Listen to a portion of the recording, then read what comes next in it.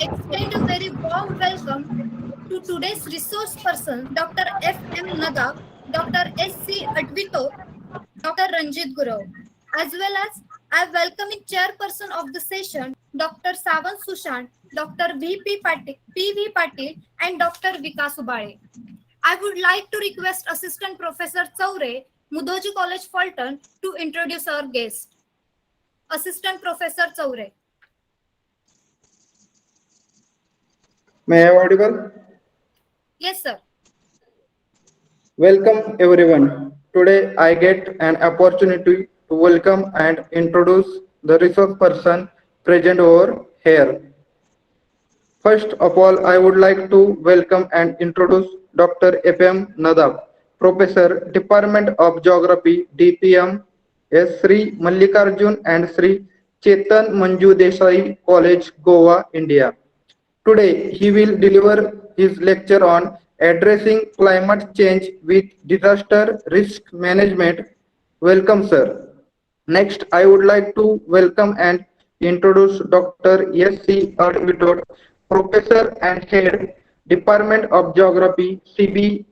Khelgis, Basweshwar College, Akkalkot, India. He will deliver his lecture on perspectives on livelihood status and sustainability in rural India and sustainable millennium goals. Welcome, sir. And next, I would like to welcome and introduce Dr. Ranjit Gurav, Department of Biological Engineering, Engineering College, Konkuk University, South Korea. Welcome, sir. Finally, I want to express my sincere vote of thanks to the organizers of this conference to give a chance to me for welcome and introduce all dignitaries. Thank you, one and all. Thank you. Thank you, sir. I think that the world is full of diamonds and gems, and we are having some of them here today to build this event.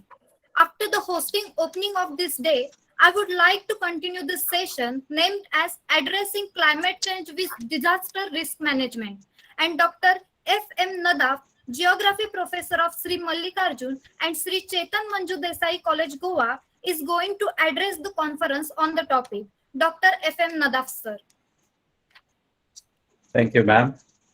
Good morning to my fellow participants from Nigeria, and good afternoon to the participants from India.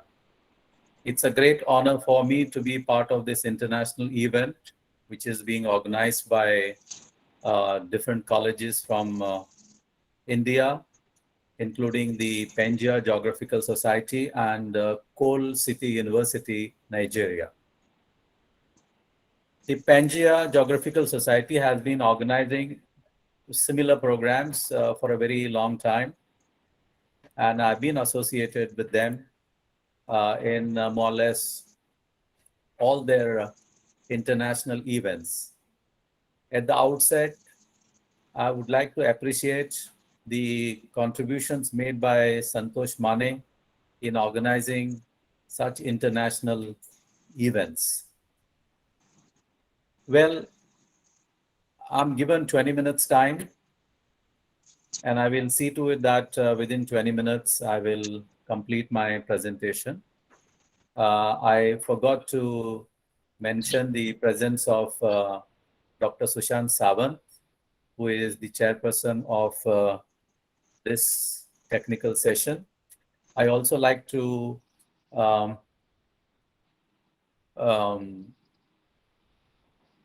feel the presence of Professor Advait sir, who happens to be a good friend of mine.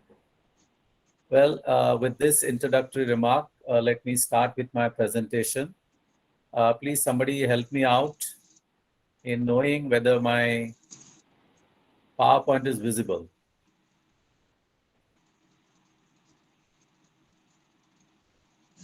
Can you? Your entire screen is visible. Screen is visible, so.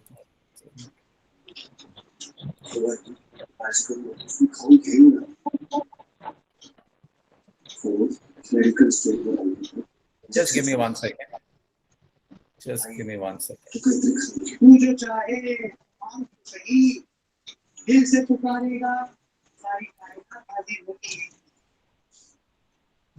Yeah, I think you can see my screen now. Yes, sir. Yeah, right. Thank you very much. Already it has been told. Please put off your microphones. There's a lot of disturbance. Yeah, so today I'm going to address on addressing climate change with disaster risk management. This is a very important topic today because all of us are facing the heat of global warming, climate change, and all other things which are happening around us. Extreme weather events and climate variability have severe consequences on environment, on human race, on a sustainable development and the eradication of poverty. Various governments have been doing their best. They have lot many schemes to eradicate people from poverty and bring the benefits of development to all the people. But whenever we have extreme events due to climate change, they destroy all the plans of the respective governments. So we end up increasing the poverty and which happens to suffer the sustainable development of our respective regions. Climate change is causing increasing temperatures, rising sea levels. All of us know it's not a new thing, and we know how temperatures are increasing and what is happening to our seas. Both Nigeria and India are having coastal areas, and both the countries have been experiencing rising sea levels. Climate change is expected to worsen floods. We have experienced floods, now they will become worsen. Hurricanes, prolonged drought periods, shift in precipitation patterns, and extreme heat conditions. So not only we are facing all these things at present, these conditions will start worsening as the time passes. It is very likely that hot extremes, hot waves, and heavy precipitation events will continue to become more frequent. It is very likely that there will be more precipitation at the higher latitudes, and it is likely that there will be less precipitation in most subtropical areas of the world. Today, the normal trend is higher latitudes receive less rainfall, lower latitudes, especially the subtropical areas and the equatorial region, receive more rains. But over a period of time, now we are going to have a reversal. The higher latitudes will have more rains than the subtropical areas. It is likely that tropical cyclones will become more intense. This already we are experiencing in Indian Ocean, both in Arabian Sea and also in Bay of Bengal. Not only their intensity has increased, their frequency also has increased.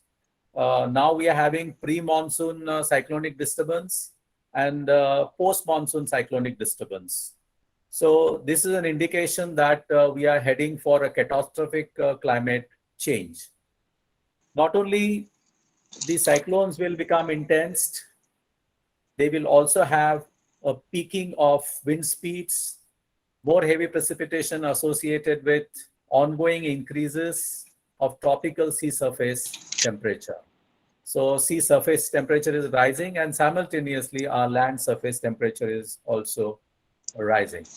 I would like to take you around India to know what is happening due to the direct effects of global warming and climate change. This is a picture from the west coast of India, where you can see how the coastal areas are getting eroded due to the changes in our climatic conditions. This another picture from India, central India, where you can see. Sorry to interrupt, sir. I think Yeah. your slides are not, moving. You have to be presenter mode. Okay. Then I have to stop my presentation. Just give me 1 second. Now this is visible. No, sir. Oh, No, sir. No, sir.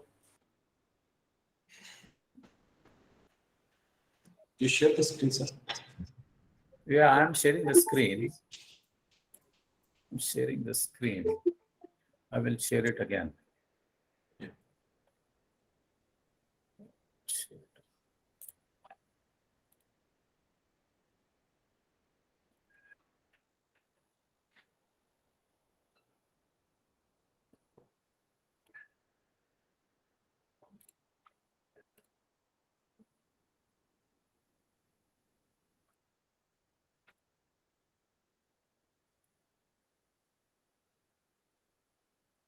Sir. Otherwise, send me, sir. Send me PPT, sir. 8 minutes. I'll just try.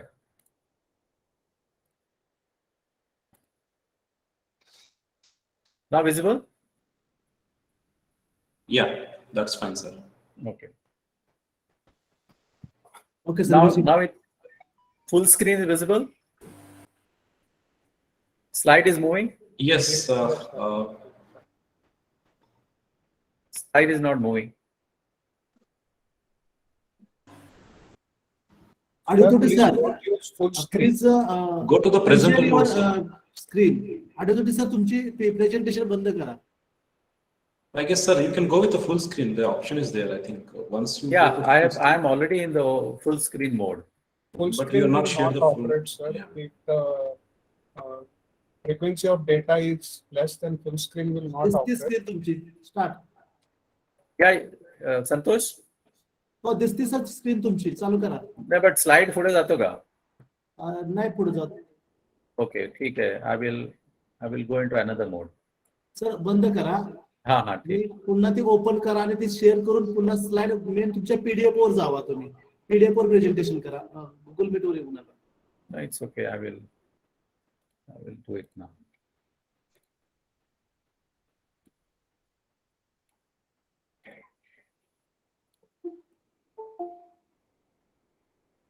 Okay, let me try to move from here. I hope it's moving now. Yeah, it's moved. Okay, It moves. fine. Sir, Fine. it's So I will go in it's this fine. mode. I will That's go in fine. this mode. So I was telling you, this is the west coast of India, where you can see what is happening to the coastal area, how the intense erosional activity is happening. This is directly the result of the global climatic changes.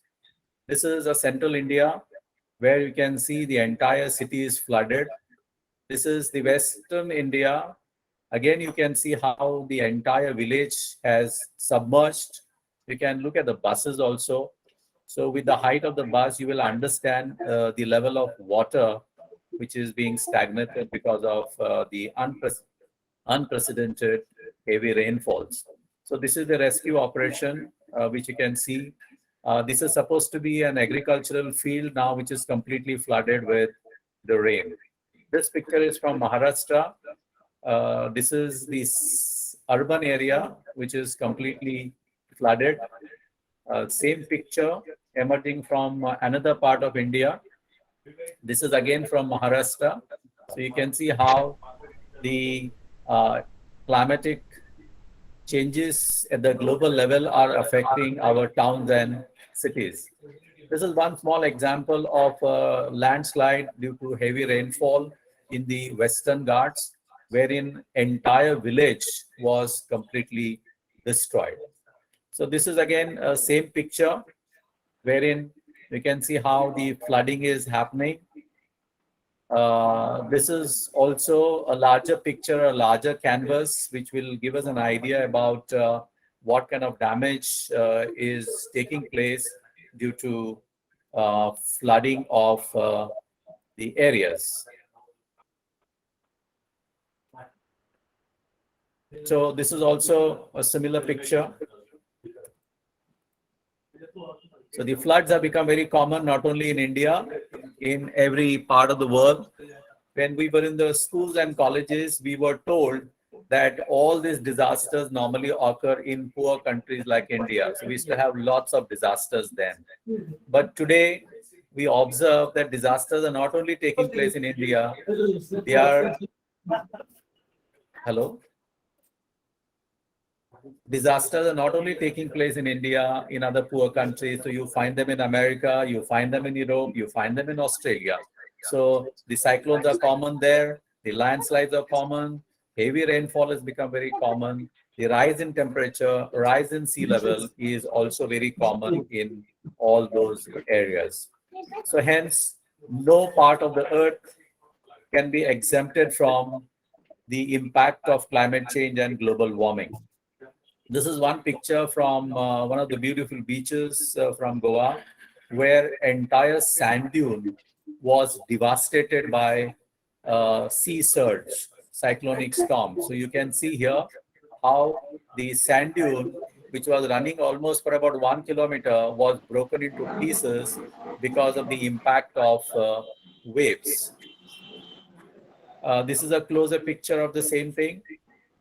Now, today you can find that entire sand dune has been flattened. It has become complete flat. And the Arabian Sea is trying to enter into the nearby river, causing ecological problems.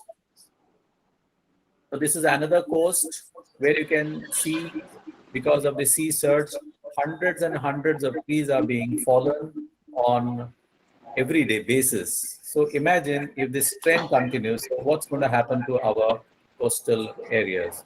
So you can have a look. You can have a look at this picture that will tell us the entire story about the damage which is being caused to our coastal areas, largely because of the human interference and also because of the global climatic changes. This is more clearer than the other picture that I've shown you. I just want to tell you that this particular structure was about 50 meters away from the high tide line. But today you can find that high tide line has reached this structure. So this has happened for a period of 2 to 3 years. So the amount of damage which is being caused to the west coast of India is unbelievable. So this also will give us idea about how beach erosion is taking place, where you can see the roots of the trees which are protecting our beaches are visible. So this is another place which has almost got damaged because of the sea waves. Similar story, but another place. So place may vary, place may be different, but the action is the same. Large-scale erosion of beaches and the coastal areas.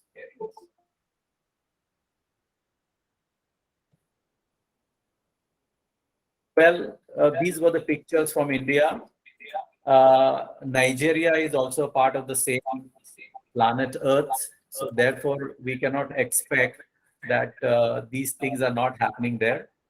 They are also experiencing the same. Unfortunately, I don't have the photographs to show because I was not interested in copying some photographs from the internet. Nigeria is going through a very tough time, again because of the same reason, due to which the world is going through a tough time, which has resulted into increase in temperature, variable rainfall, a rise in sea level and flooding, drought and desertification. I think this is a major problem that the Nigeria is facing: drought and desertification, land degradation, more frequent extreme weather events, which has affected freshwater resources, and all these things have led to a major loss of biodiversity in Nigeria. Yeah. Please put off your microphones. There's a lot of disturbance.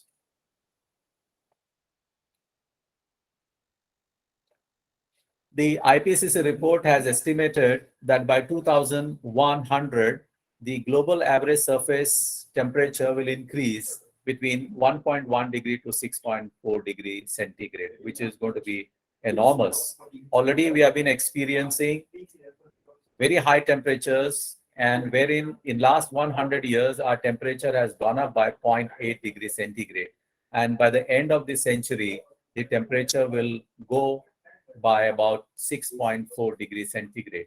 with 0.8 degrees centigrade rise in last 100 years, we have been experiencing conditions which are inhospitable to the humans. So imagine what will happen if temperature rises by about 6.4 degrees centigrade by the end of this particular century. Similarly, our sea will rise by about 59 centimeters. So the least is going to be about 18 centimeters and the max is going to be 59 centimeters. So which is almost half a meter. Half meter just by measuring on a tape would be different. And when sea is going to enter inside by about 59 centimeters is going to be totally different because it is going to devastate the entire coastal areas. And we should not forget that 60% of the world's population lives along the coastal areas. When coastal areas are disturbed, 60% of the population becomes displaced. So we become the refugees, we become the displaced people in our own country. So you identify any major city of the world, that city is located in the coastal areas. So be it Mumbai, be it Chennai, be it Kolkata, London, Tokyo, or any country for that matter, all are located in the coastal areas. And we know the demographic pressure in these countries. So our coastal areas are at a very risk of having losing the land in the coastal areas due to rise in sea level. So similar situation is with the water. Drought affected areas are likely to become more widely distributed. Heavier precipitation events are likely to increase the frequency, leading to higher flood risk. By mid-century, water availability will likely decrease in the mid-latitudes and in dry tropics and in other regions supplied by melting of water from the mountain regions. So we are going to have a peculiar situation. The areas where water is available will not receive water, and the areas which are drier ones will receive more rains. This is going to be due to the shifting of rainy patterns from lower latitudes to the higher latitudes. Food is going to be another big challenge due to global climatic conditions. Most of the agricultural production comes from the tropical areas. And of course, different kinds of crops come from the mid-latitudes. When rainfall is going to shift from the lower tropical areas to the higher altitudinal areas, latitudinal areas, then it will hamper the crop production. So the crop production is going to be negative, which will force the migration, displacement, which will lead to hunger. So this is going to be another problem that we will have to face in the years to come. Now, already we have been experiencing those trends. The global climatic pattern will also have impact on industry, settlement, and society, because the most vulnerable industries and settlements and societies are generally those located in the coastal areas and on the river floodplain. So I have already told you how our coastal areas are prone to all kinds of disasters. So this will also have implications on our health because of hunger and because of the birth of new viruses and new bacteria. So right now we are in the midst of the COVID-19.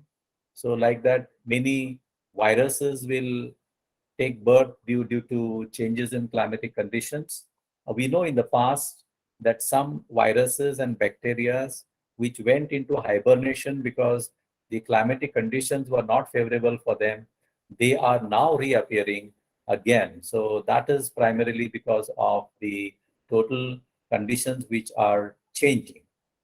We know that the Earth is a 4,600 billion years planet, and on this planet, disasters are very common. It's not that the disasters are of very recent phenomena or of recent origin. They have been occurring for a very, very long time. But the problem is those disasters in the olden days were not of that intensity. because the human interference in those disasters was very, very less. But today, what you can see is major interference from the humans, where the normal disasters have highly intensified, and they have affected, and they are affecting, and they will continue to affect our lives, economy, and surrounding areas. We know that it's impossible to avoid disasters, so we cannot avoid disasters. But what we can do is we can reduce the impact of these disasters by having a disaster management plan. When we talk about disaster management plan, we need to keep in mind three things. We need to understand what is a hazard, what is a vulnerability, and what is a coping capacity. Hazard is normally a dangerous phenomena that may cause loss of life or injury, property damage, loss of livelihood, services, socio-economic disruption, or environmental damage. On the other hand, vulnerability is the characteristics and circumstances of a community or assets that make it susceptible to damaging effects of the hazard. On the other hand, coping capability refers to the ability of the people or the organization or the system using available skills, knowledge, and resources to face and manage adverse conditions such as hazard, emergency, and disaster. I just wanted to show you by animation what is the difference between a hazard and disaster, but unfortunately I cannot because I am not in a presentation mode. So you can see here, there is a flood-like situation. Now I'm calling this flood-like situation as a hazard because this hazard has taken place in a very remote area, in a forested area where absolutely there is no community living there. So this is the community. All hazards cannot be called as disasters. Hazards are purely natural. They occur in a very remote area. To call hazard a disaster, what we require is the involvement of the community. So you can see here, this is one hazard, which is a flood. And here is the community. Now, community has come in the grip of this hazard. So this hazard, when community has come in the grip, that is called as a disaster. So until and unless there is a community which is involved in the hazard, it cannot be called as a disaster. Let's take a small look at the trends of the disasters which have occurred on the earth in last 120 years. This graph will give you an idea that the disasters from 1900 to 1950-59 were very less in number, very, very less in number. But the number of disasters have been increasing from 1960 onwards. So roughly, if you calculate, I think during the decade from 1900 to 1900, we had close to about 25 disasters. Then between 1920 to 29, about 50 disasters. Between 40 to 49, about 100 disasters. And between 50 to 59, we had close to about 200 disasters. But from 1960 onwards, you can see there is enormous increase in the number of disasters, where in the decade of 60s and 69, the number of disasters were about 800. From 800, now the disasters have come to 5,000 in a decade. So we had a time about 100 years back, in a decade, there is to be about 50 to 100 disasters, but now that number has increased to 5,000 in about 10 years' time. Now, these disasters are either biological, climatological, geological, hydrological, or meteorological. So today they account to about 5,000 different disasters of different categories. So I've already told you what categories of disasters are being faced. Now, this graph will give us an idea that the trends of global fatalities, the deaths. If you observe this, from 1970 onwards, the number of deaths have fallen down. They have decreased. But from 1900 to 1960, the deaths were more. You can analyze this particular graph. You can see all these buildings. The buildings are very, very tall. These buildings represents deaths. In 1900 to 19, not in 10 years, we had close to about 4 lakh deaths. In 1910 to 1990, so we had more or less same number of deaths. In 1920 to 29, we had about 3,50,000 roughly deaths because of biological disasters. We had about 4.5 lakh to 5 lakh deaths because of climatological disasters. Similarly, about few thousand deaths because of the geological disasters, etc. So look at all these buildings. So the buildings are very tall. And today these buildings are very small. It means due to advancements in science and technology, due to geospatial sciences, we are able to manage our disasters properly. So therefore, the deaths have come down, and whereas the deaths were very, very high in the olden days, about a century back. But what we have noticed is that between 1900 to 1960-69, the damage that was caused was very less because the level of development in different parts of the world was very less. So we were not having huge structures. So therefore, the damage was very less, but today the damage is more. So if you look at our metros, so metros are highly developed. We have 2-tier cities, we have 3-tier cities. A lot of development is being taking place. So that development will become the victim of the global climatic changes leading to the damage. So in case of deaths, in the earlier period it was more and today it is less. But in case of damage, in the earlier period it was very less, but damage is more in the present circumstances. Now, these disasters are causing enormous damage to the economy. So this is the damage caused by earthquake, wherein the total loss incurred in the last decade by the earthquake is close to $275 billion. Extreme temperatures is also contributing about $25 billion. Similarly, extreme weather condition is also causing our economy to a tune of $180 billion. Floods, about $70 billion. I hope I'm audible. Yes, sir. Landslide is also responsible for a loss of billions and billions of dollars. Similarly, volcanic activity, of course, this is a very natural phenomena, so there is no direct connection between volcanic activity and the global climatic changes, but that is also causing damage. Wildfires have become very common in the Amazon and in other rich forested areas. They are causing a loss of about $25 billion. Droughts have led to, again, about $25 billion in the last decade. So deaths have decreased. This figure I have already told you. So if you look at all the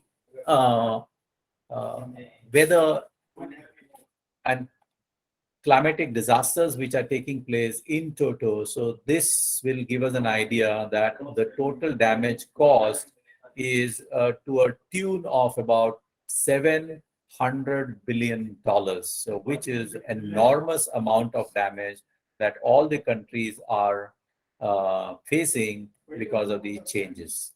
So now the only answer is the disaster management plan, because climate change is going to stay here. It will not go. It will continue to remain in the centuries and centuries to come. Therefore, the only answer that that answer lies with us to solve this particular problem is disaster risk management, which is also called as adaptability. We need to adopt with modern techniques, with modern available technology. We need to adopt. Agriculture needs to adopt. Our irrigation system needs to adopt. Our coastal areas needs to adopt by having objectives of disaster management plan, because the basic objective of disaster management plan is to reduce or avoid human, physical, economic losses suffered by individuals, by the society, and by the country at large. Similarly, to reduce personal sufferings and bringing speedy recovery to the society. By keeping this in mind, and when we switch over to adaptability, I think we will be able to face the climate change in a better way than just leaving it to the climate change to do the damage. Well, I will stop here. I will not take much time because I've already taken enough time because there are other speakers. So I thank the organizers of this international event for giving me an opportunity to share some of my thoughts on climate change and how disaster management can reduce the sufferings caused by climate change. Thank you very much. Thank you, sir. Being prepared for a disaster is like being prepared for any other important event in life. And you have aware all of us about this important event and address how to tackle this problem. It was pleasure listening to you. Thank you, sir. Now I request to chairperson of the session, Dr. Samant Sushant, Assistant Professor of Division of Geoinformatics Department of Water and Health, Mysore, to address thought. Dr. Samant Sushant. Okay, thank you for having me. And thank you and congratulate Dr. Nadab sir for giving a very informative talk on addressing climate change with disaster management. So by personal note, I can say that your presentation was very well organized. You have started with the concept of the climate change and how it is being affected, how it is triggering the disasters, and what is the reason we need to go for the disaster management to tackle this, century-old issues. And since you said that climate change, it's at a global level, but it also affects the regional level climate. So I can say that synoptic climatology is also being triggered by the changes which is happening at the global level. And basically, the comprehensive understanding and the accurate prediction of this climate is very crucial as far as the spatial decision-making in disaster management is concerned. And for that, even also for various socio-economic sectors.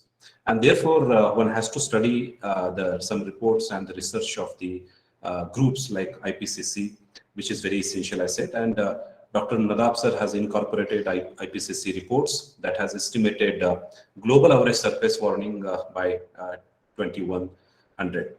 And this talk is also includes the fundamental of disaster management, wherein sir discussed some concepts like hazards and vulnerability, and how both are, quite has difference, but kind of similar interchangeably. Most people use this concept, but there are obviously differences are there. And besides, the sir's talk is all about how the climate change can trigger some of the disasters, and thus he spoke about floods and even the food security, and how the disaster trends has been changing since this last 1 to 2 decades, and therefore his temporal analysis was discussed that gave the audience the glance and how these disaster events have been increasingly, we can say alarmingly happening. And I can say in a brief summary of this entire talk given by the Nadab sir is that climate change will affect this disaster in basically 2 ways. The firstly is through the likely changes or the increase in the weather and climate hazards that ultimately affects on the sea level rise. And second way of affecting on the disaster is through the increase in vulnerability of communities to natural hazards that is resulting from the ecosystem degradation or reduction in the water and food availability and changes in the livelihood. And therefore, this climate change will thus add more stress in the environment, degradation, and unplanned urban growth, as well as reducing communities' abilities to cope up with the existing level of weather hazards.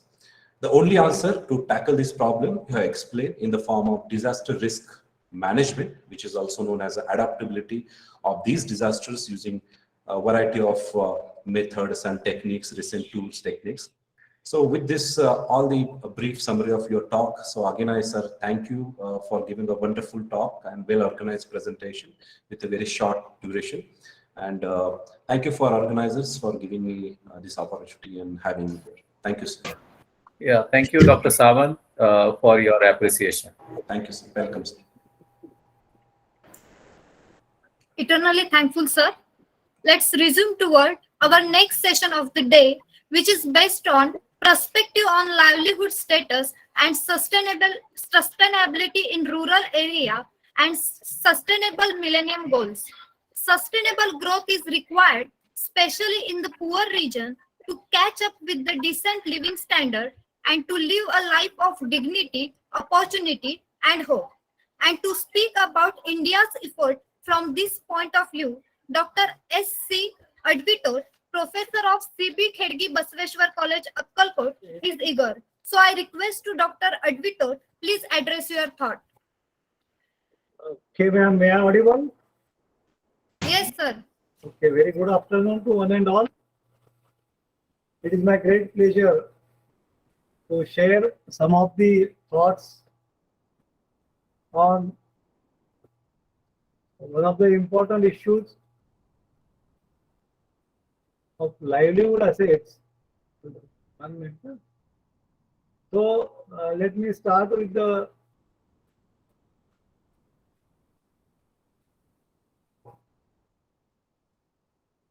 okay. Still the screen is not.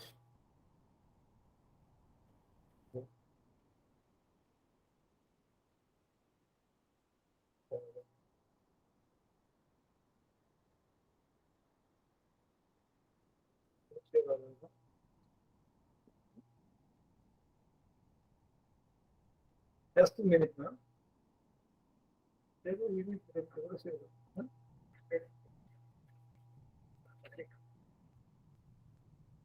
Okay.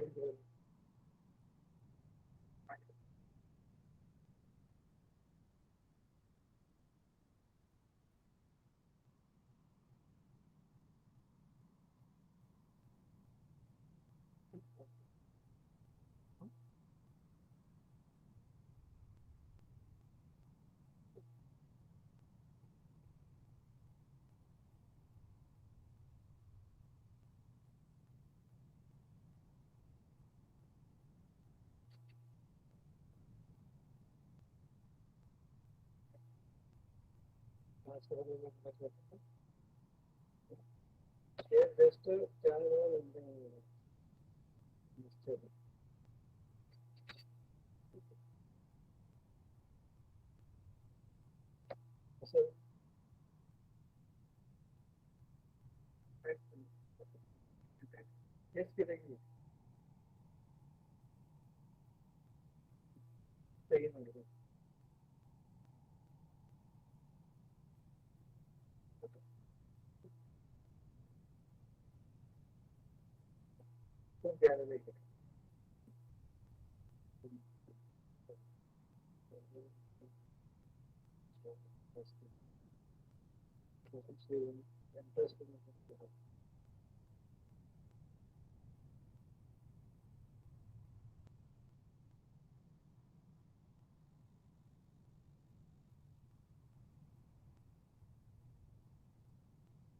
Sound is not coming, sir. Yes, sir. Please wait. I am sharing my PPT. There is some technical problem. Just a minute. I will ask you Santosh Mani to share from their side.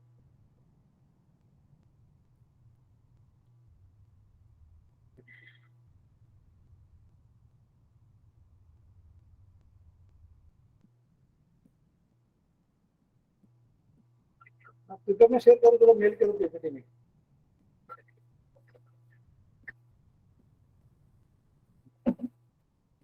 Good afternoon and all. Let us wait for a few minutes. Santosh Mane is sharing my PPT. I congratulate my friend Santosh Mane organizing such a wonderful international conference on one of the various current issues which are discussing at global level, and the other collaborative agencies like City Pol University or Pol City University of Nigeria, Vasundhara Mahavidyalaya, Mudhoji College, Phaltan.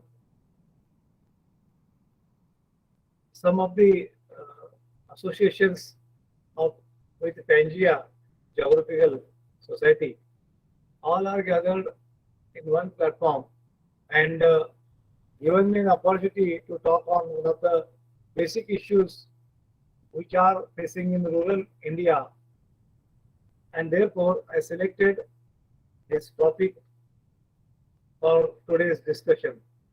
So once again, I am very much thankful to organizer of Pol City University, Nigeria, Pangaea Geographical Association, India, Vasundhara Mahavidyalaya, Solapur, Mudhoji College, Phaltan, and DP Bhosale College, Koregaon. Let me start with some of the important quotations.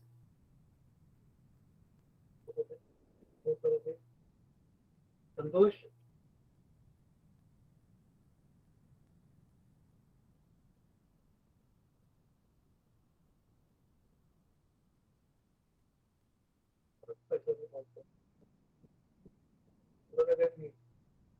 Sir, wait 1 minute, sir. Okay, Santosh, please.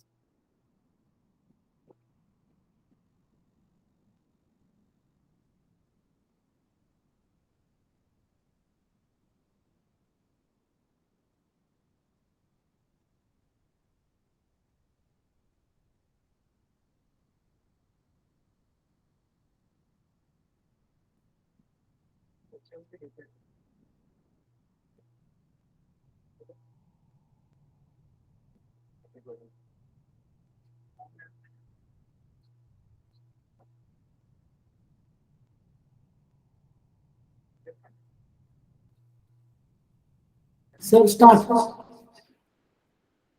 Okay, let us have some discussion about the theme which is chosen for the today's conference. That is very important one. Number one is as a next please, sir. Santosh, next.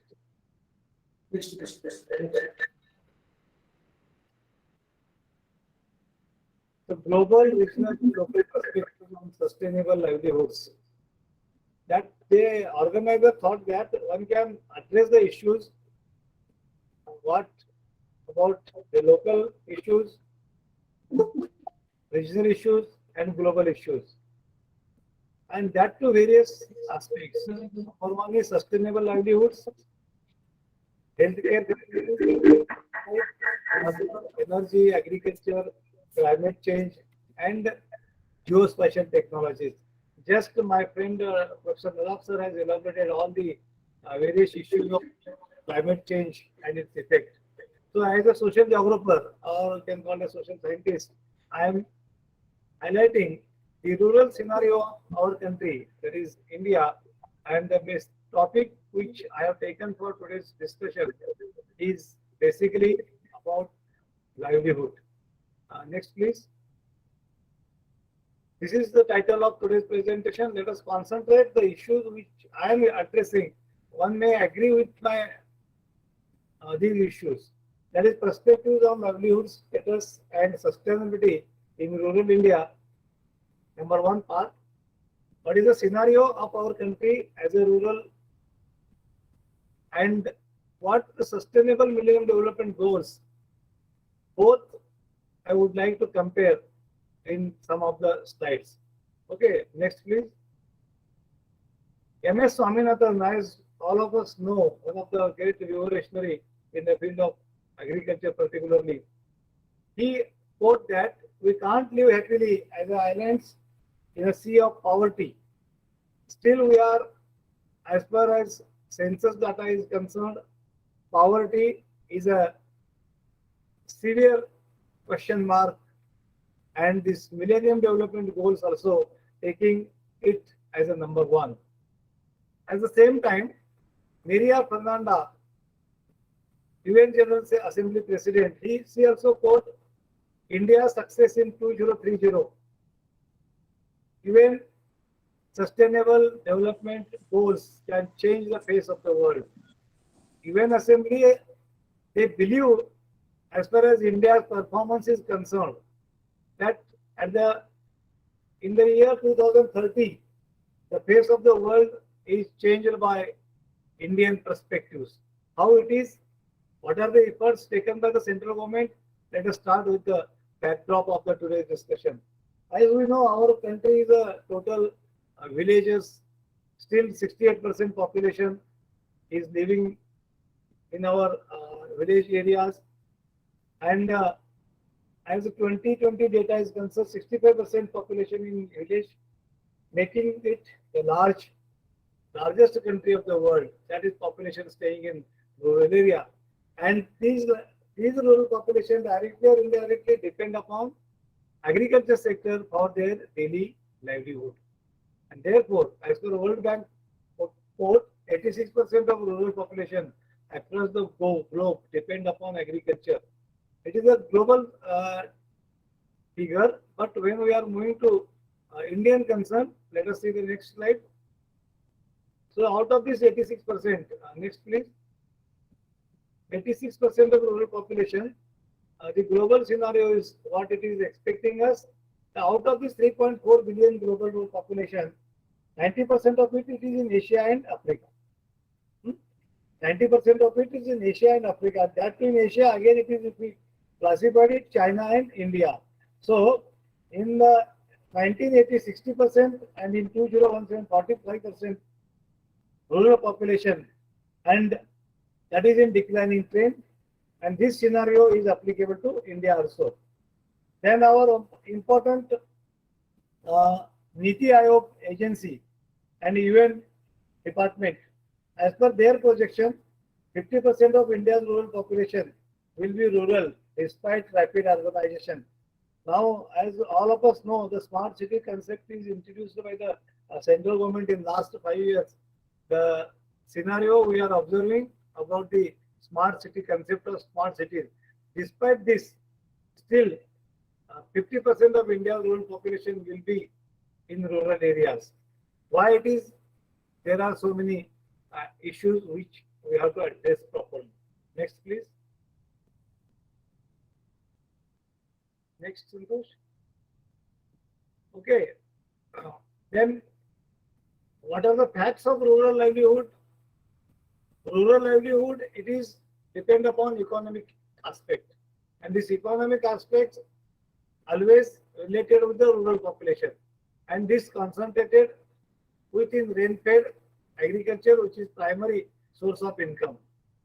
Therefore, our economy, rural economy, is still today based on agriculture, and this agriculture is nothing but a primary source of income. And therefore, our Indian agriculture is still depend upon monsoon season, and this monsoon season, in its nature, it is always variable, and therefore poverty remains because of this inequitable access to the productive resources. Productive resources such as land, water, improved inputs and technology, microfinance, water, as well as drought and other natural calamities. So these are the scenario which we must face in rural area when we are observing all this scenario. And side by side, low literacy and lack of skills. So low literacy and lack of skill keep the people again in poverty. And this basic rights to engage in their extra activities that would earn them money to help them extra assets. It requires to provide them extra activities in one or the other form. So in case of Maharashtra, as far as livelihood, question marks always there as far as rural population is concerned. The popular scheme, Mahatma Gandhi scheme, that is Manrega, rural development scheme is it is, and through this scheme, the government is assured to give the jobs to the rural population when they are not having jobs. And this Manrega is taken by the central government and is implemented in each state. This is the one of the major innovation given by Maharashtra government to the our country to remove the poverty and to give some livelihood to the rural population. Next, please. Coming to this rural household is important aspect. What is the concept of household? In urban area, concept of household is different. Family means Mr., Mrs. and one or two childs. But in the rural areas, still we are observing that household is nothing but a group of population. 5 members, 7 members, sometimes 20, 30 members are there and they are having one single room or 2 rooms and taking all together activities. And for that purpose, they are taken efforts to improve their socio-economic status from generation to generation. One generation to next generation, they are taking the efforts to overcome the situation. Therefore, livelihood is nothing but to comprise the capabilities, assets, material or other social resources. Materials in the form of natural materials, social resources, society how interacting with these poor people, and activities taken by the rural population to have the meaningful life. So therefore, this livelihood always taken with the help of various issues, and that is addressed by sustainable manner. And therefore, when it can cope with the recover from stresses and shocks, natural stresses, economic stresses, social stresses, they are always having such type of shocks, and its capabilities and assets both now and in the future will not undermining the natural resource base.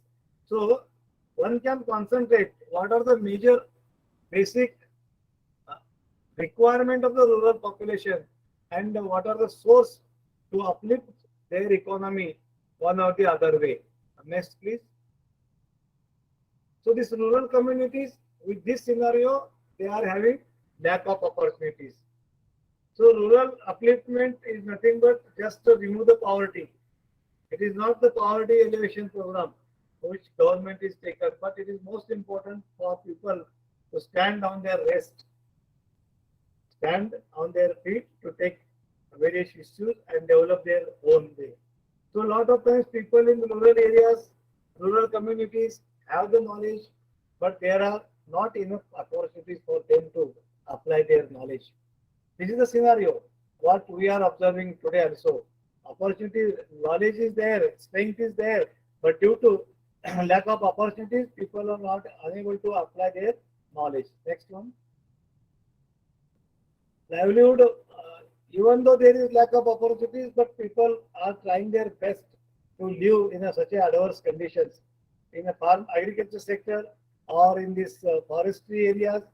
What the people are giving, taking their efforts to live one or the other way. But as far as is concerned, here one concept in next two, three slides we discuss human capital. What is human capital? It is nothing but skills for the people and role of the people that goes to the livelihood opportunities in the rural area. This is one image I show, but there are various types of livelihood opportunities in rural India. That is 65% out of total population of India, which are living in rural areas.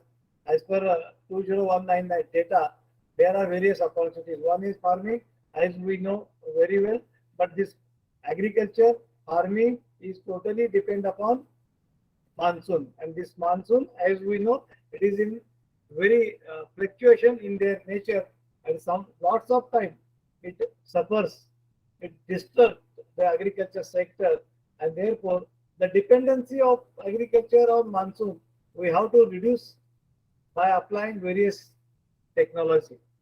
Side by side, poultry or dairy business, government is giving some of the subsidies.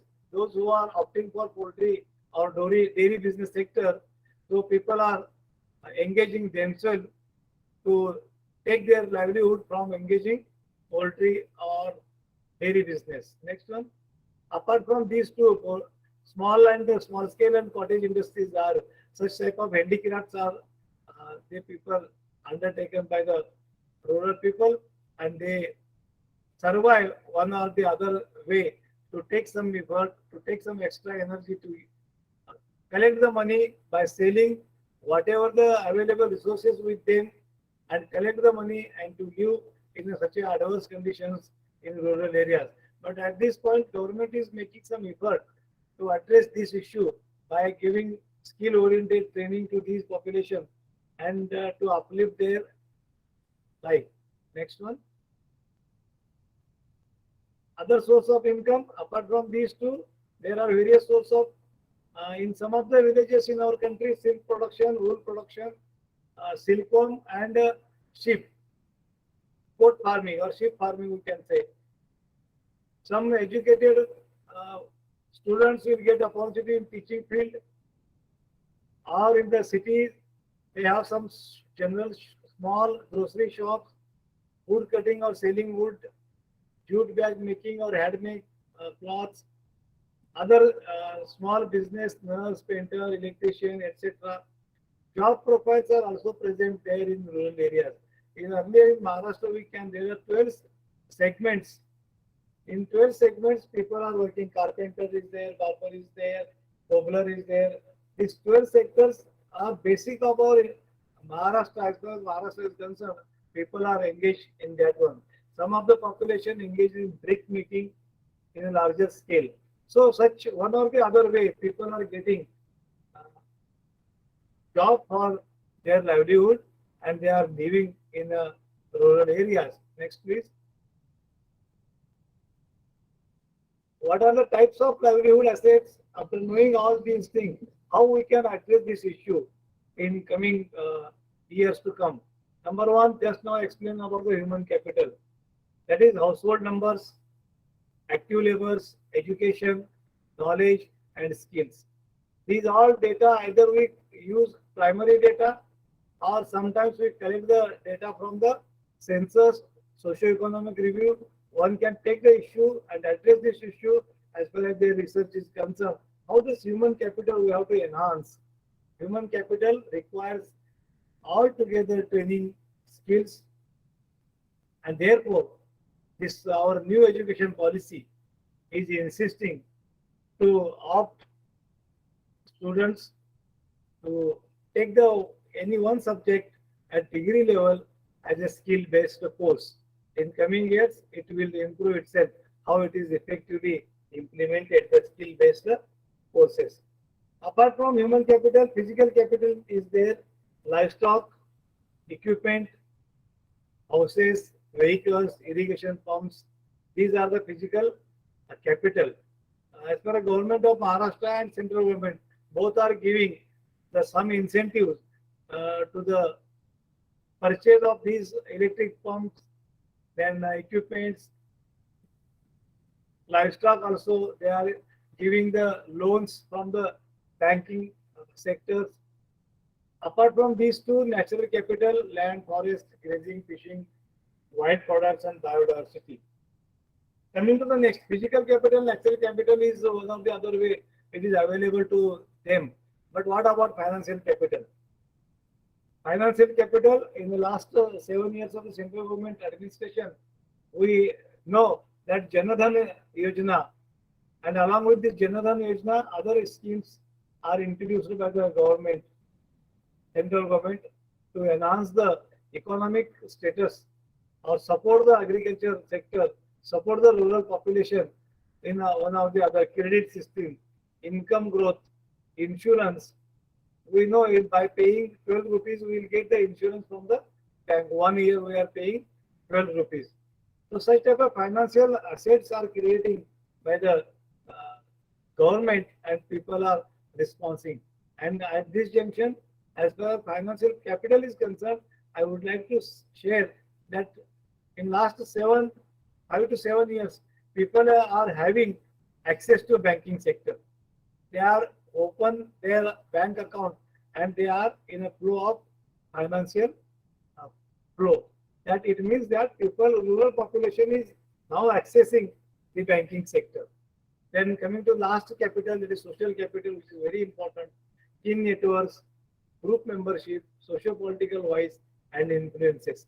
Mahila Bachat Gat is one of the best example of this social capital. Coming to one place and using their social group for uplifting their financial stage. Next, sir. Challenges faced by rural livelihood. Apart from all these, what are the challenges? So there are serious issues for their livelihoods, and the rural population are still affecting some natural disasters. Okay, it is in northern India, eastern India, or in southern part of India, we are experiencing floods, disasters, sometimes storms, fires, landslides, and so on. These natural disasters causes loss of life, poverty, and livelihood also. As far as northern India is concerned, this is a scenario. Among the rural population and livelihoods depends on the land and other natural resources. Natural disaster deprive these communities of human capital. Just Professor Narab sir has explained all these issues. Next, please.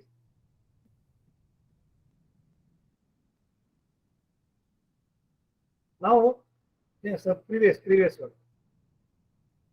On one side, we have observed what are the challenges in northern India. Coming to the southern part or middle central part of our country, we are facing the various challenges. Number one, loss of crops, livestock. Then sometimes source of income is also lost during the pandemic.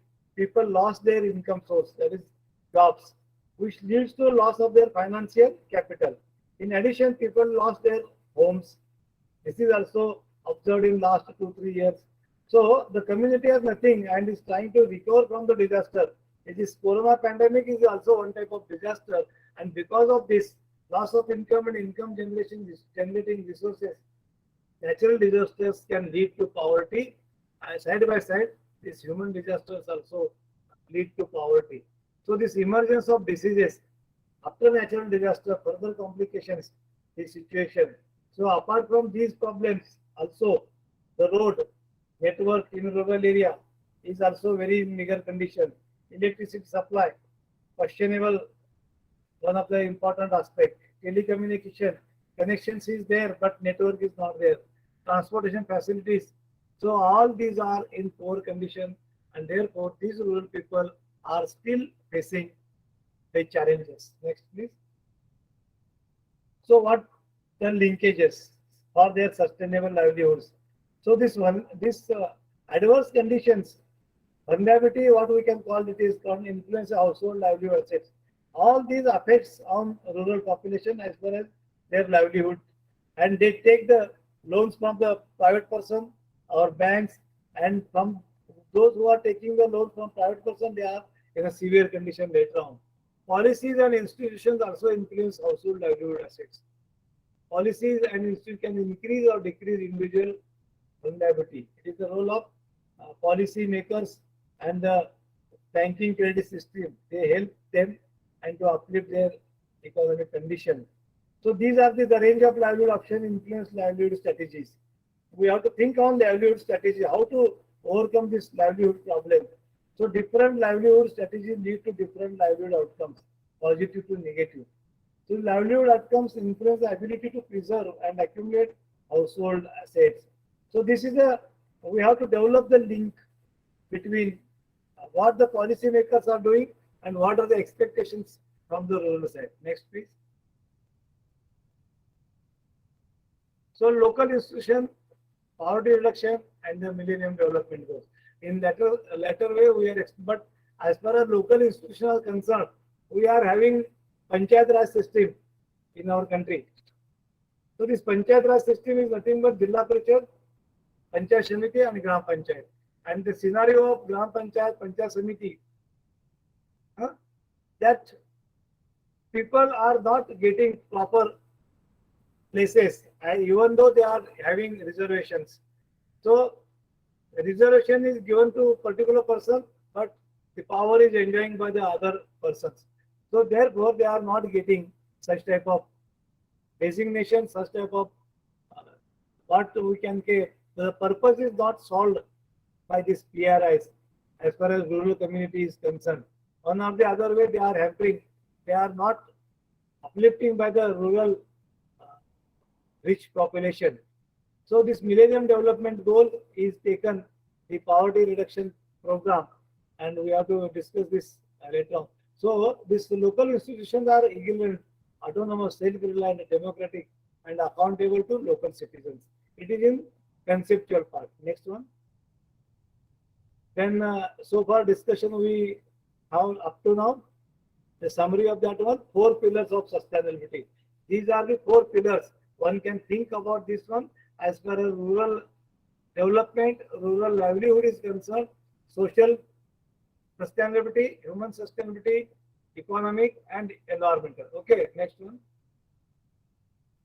Then in brief, I am going to close point of time with this one. Government of India making some policy for rural upliftment.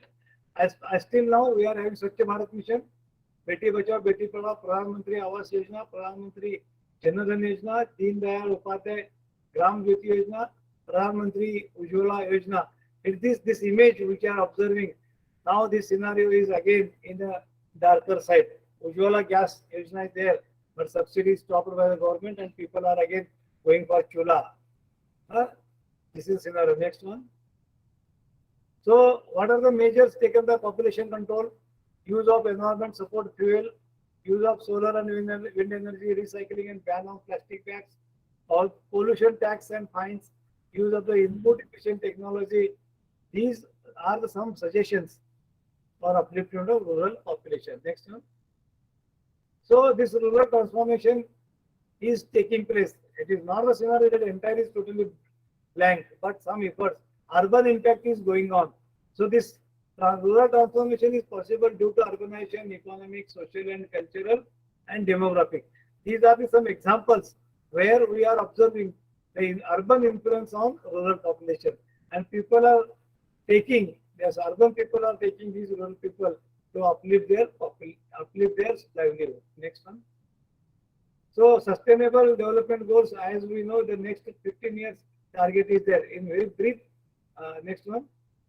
There are sustainable goals taken by this event. No poverty, just we have discussed. Zero hunger, good health and well-being, quality education, gender equality, clean water and sanitation. Next, please. Next, please.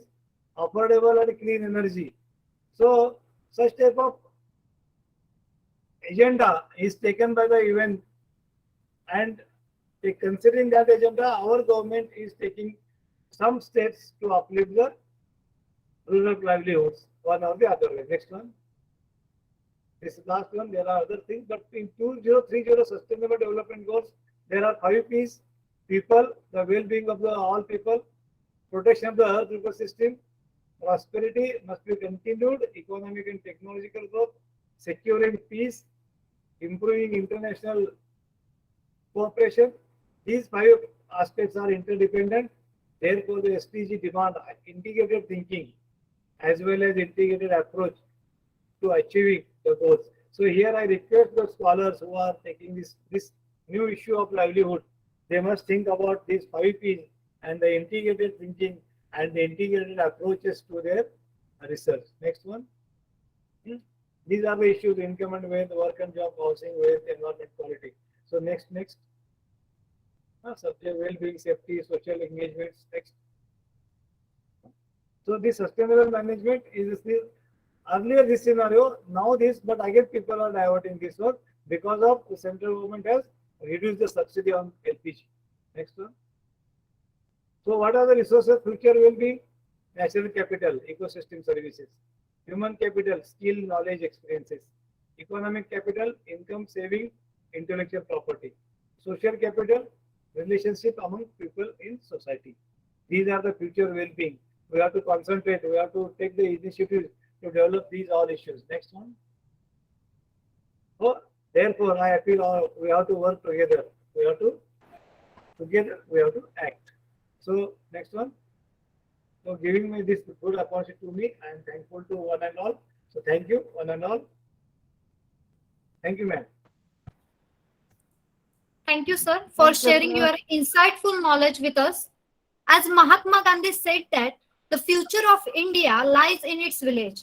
Hence, it is our primary responsibility to make rural areas sustainable. And you have described it well. Thank you. Now I ask Dr. P.V. Patil, chairperson of the session and professor of Professor Sambhajirao Kadam College, Deur, to express his presidential speech. Dr. P.V. Patil. Okay, thank you, ma'am. This is our plenary session second, and resource person will be Dr. S.C. Advocate, Professor, Head of Department, CB, Kadgi Bashveshwar College, Akkalkot, India, and topic is perspective on livelihood status and sustainability in rural India and sustainability millennium goals. I think that the topic is very good and my friend Dr. Arvind sir had justified all the aspects related to livelihood, status, rural India, and also millennium goals. He has said that the whole world now facing the climate change and its uh, adverse effects. So in rural India also the people face different issues raised by Dr. Arvind has explained the agricultural and labor also, and also the government has taken some initiatives like some schemes like he has said Manarega, Jan Dhan Yojana, and also lots of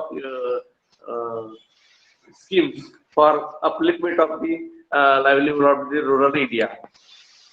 I think that the this topic is very good and justify all the aspects of the prospective livelihood status, sustainability in rural area. Thank you, Dr. Arvind sir, to enlighten us and acknowledge us the such wonderful topic. Thank you. Okay, thank you, Prasanna Kumar Patil. You. The point is up to you. You have given good remark on that aspect. Okay, thank you, sir. Thank you, Arvind sir. Thank you so much, sir. I would like to welcome Dr. Ranjit Guru, postdoctoral scientist of Department of Biological Engineering, College of Engineering, Konkun University, Seoul, South Korea, to add beauty in this session and to add his expertise, Dr. Ranjit Guru.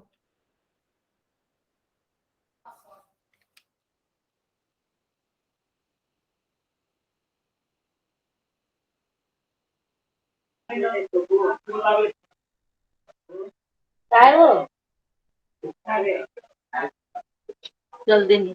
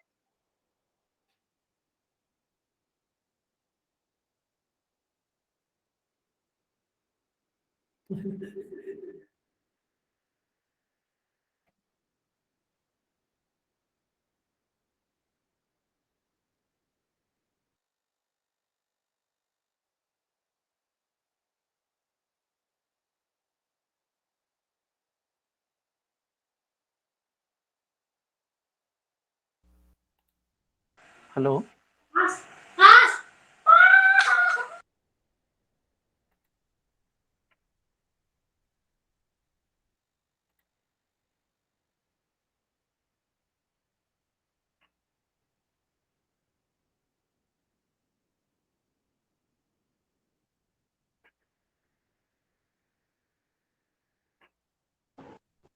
Hello, Santosh sir. Hello, sir. You can see my screen. Yes, sir. Yes. Okay, so very good evening to all of you. So myself, Dr. Ranjit Gurau. So I am working as a research professor in Konkuk University, Seoul, South Korea. So now it's already 7 p.m. in Seoul, South Korea. So very good evening to all of you. So today I will be talking about some of my topic that is related to the treatment of polluted water using biochar derived from waste biomass. So before moving towards the topic, let us discuss something about the Korea, because most of the people don't know that about much about the Korea. So where does the Korea is situated? So most of the people say that Korea is related to this guy. Maybe all of you know that who is this famous guy. So he's the Kim Jong-un. He's the president of North Korea. He's not the president of South Korea. So there are two different countries. Right now I am in South Korea, not North Korea. So these are the two countries, that this is the South Korea and this is the North Korea. It's South Korea is very close to Japan. So it has the border of Japan, and other side is the China. So these are the seasons we have in Korea. So that's the summer, then we have autumn, then there is a snowfall in winter, and then beautiful spring. So most of the people use many South Korean products, but they don't know that what are that product. And so it's this one. So we have Samsung, Hyundai, Kia Motors, LG, and so many things that are the product of South Korea. So South Korea is also the most innovative economy in the world. It stands first in the most innovative economy, then the Singapore, Switzerland, and Germany. Whereas being safest, because it's very important, and South Korea stand first as the safest. There is no crime, right? No crime rate. So it's almost like most safest country on the planet, we can say. So this is the Seoul. So this is the fifth most tallest building in the Seoul. So this is my university campus. So this is all university which is located nearby here. So South Korea has a less populated country. It has almost 5.1 crore of the population, whole country population. So let's move towards the topic. I know that most of the speaker have talked about the sustainability and different kind of aspect like industrialization and all. So I will be focusing about the because population is the hottest topic these days, and only population is not associated with the person increase in the person population, but it also affects the environment. It creates a lot of pollution or load on the environment. So earlier there was a concept, there we need air, water, and food, and some clothes and shelter. But now we should change the concept. Now we need the clean air, clean water, clean soil, and residual free food. Now, why residual free food? Because a lot of pesticides and chemicals are used in food, and that creates most of the cancerous and all kind of diseases for us. So what is the biochar? Now, what is the biochar? Let me explain that. Near our villages, you have seen that some people chop the tree. Some people chop the tree and then they put into the soil and they burn. So this is a kind of charcoal they use. But for biochar, is you can use any material like leaves or maybe wood, or any like wheat straw, then sugarcane bagasse, lot of waste you can use, and then pyrolyze. Pyrolyze is nothing but to put all this material into the reactor or into the drum and heat them at uh, 300 to 700 degrees Celsius for 1, 2, 3, whatever, what kind of biochar you want, you can heat for that. But this thing is done under oxygen limiting condition, that there should be no oxygen, because when we burn our wood or any kind of grass in the open air, we can see that there is a ash. The final product is like ash, but we don't need ash. We need the solid product, that is the biochar. So burning in the air is not a good option. Also, burning in the air can pollute the air. So these are the final product. So first one will be the solid, that is the biochar. This is the biochar. It's like coal. You can call it as a bio coal also. Then the liquid is the bio oil. This is the oil. It can be further done the transesterification and can be used as a fuel, and then the syngas. So biochar is the solid carbon. It's like coal, so it can be generated. So these are the material: wood biomass, agriculture residues, forestry biomass, animal manure, waste industrial biomass, aquatic biomass. So these are the pyrolysis is like burning, but under nitrogen is added because we need to remove the air. But if there is no nitrogen gas, and if you burn in an airtight container, that is also okay. So these are the different method of pyrolysis, and this is the final biochar product. So I will not go in detail in the technical part, but biochar, this kind of biochar is produced. It has a porous structure, lot of pores are formed, and then so we need to characterize this biochar for water leachable fraction, because if we take the source like wood or any kind of polluted material and pyrolyze it might have the lot of hydrocarbons, pollution, or heavy metal. So chemical analysis need to do physical, structural, surface, and so on. So these are the chemical properties of the biochar. It has different functional group on the biochar. So it is used as for the soil addition, because it has some nutrients from plant biomass. If you take a plant biomass and pyrolyze, it has some nutrients that are deposited. So it can be used as a source of nutrient. So it can be also used for the O2, better O2 level and moisture level maintenance into the soil. Then physical property, there are different physical property.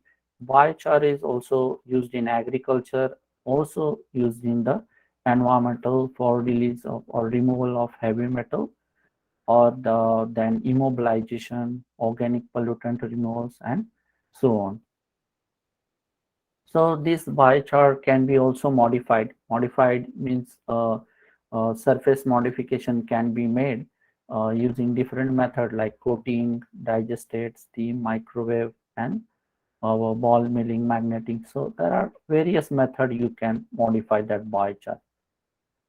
So this is like this is pollutant removal. So this is a dye, but it is also for any kind of organic pollutant, pesticide, heavy metal. So usually there are physical, biological, and chemical combinatorial treatment used for removal of any pollutant from the soil or water. So they have different function. So today we will talk about physical treatment process. It has the adsorption, filtration, oxidation, and ion exchange. So what is the absorption and adsorption? Here we see that there is a absorption. Absorption means for example, we have a sponge and we put it into the water, it get absorbed. But when we squeeze it, the water is released or any. So, but in adsorption, it can adsorb on the surface inside the pores. I have shown that biochar has the pores, so any pollutant can also go inside the pores and accumulate there. So every one of us needs a color clothes, and everybody wants to look beautiful using colorful clothes. But these colorful clothes have some drawback that are not for us but for the environment.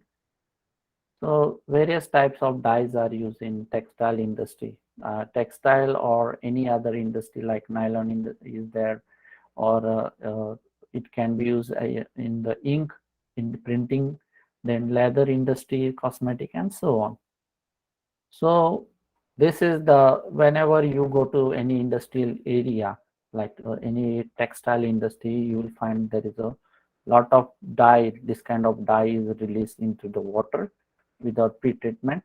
As we know that zero polluting industry concept is highly impossible in any of the country, I say, because zero pollution is not possible. If you are operating a big industry, then there will be some pollution. So we need to consider that pollution and treat it in the well manner.